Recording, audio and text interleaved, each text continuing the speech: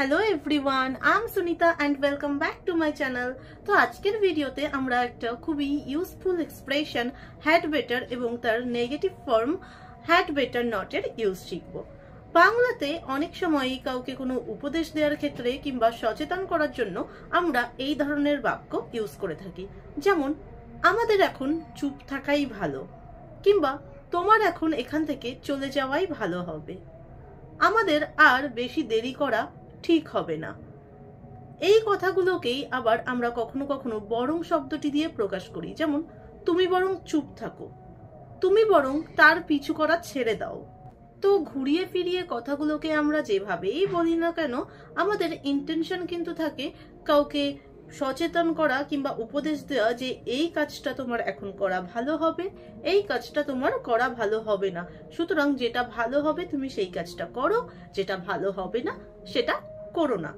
তো এই ধরনের বাক্য গঠন করার জন্য আমরা হ্যাড বেটার এক্সপ্রেশনের ইউজ কিভাবে করব, চলুন দেখে নেওয়া যাক সেন্টেন্স স্ট্রাকচারটি।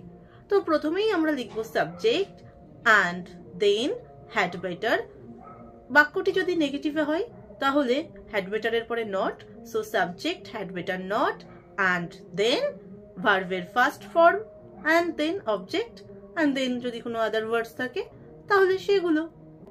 তো চলুন কিছু উদাহরণের মাধ্যমে আরো ভালোভাবে বুঝে নেওয়া যাক। তো ভালো হবে যদি তুমি তাকে ভুলে যাও, you had better forget her. ভালো হবে যদি তুমি পড়াশুনো করো, you had better hit the book আর ইউ হ্যাড বেটার স্টাডি। আমার একা থাকাই ভালো, I had better stay alone. আমাদের এখন চুপচাপ থাকাই ভালো হবে, for now we had better keep quiet. তুমি এখান থেকে চলে গেলেই ঠিক হবে, you had better go from here. তুমি বরং আজ বাড়িতেই থাকো, you had better stay home today. তোমার তার পিছু না করাই ভালো, you had better not follow her. দিনের বেলায় তোমার না ঘুমানোই ভালো হবে, you had better not sleep in day. তার সঙ্গে তোমার দেখা করা ঠিক হবে না, you had better not meet to him. এখন একটা বাক্য আপনাদের জন্য, ব্যাগটা এখানে ফেলে রাখা ঠিক হবে না। তো চেষ্টা করুন এই সেন্টেন্সটির ইংলিশ মিনিং বার করার এবং সেটা কমেন্ট বক্সে জানানোর।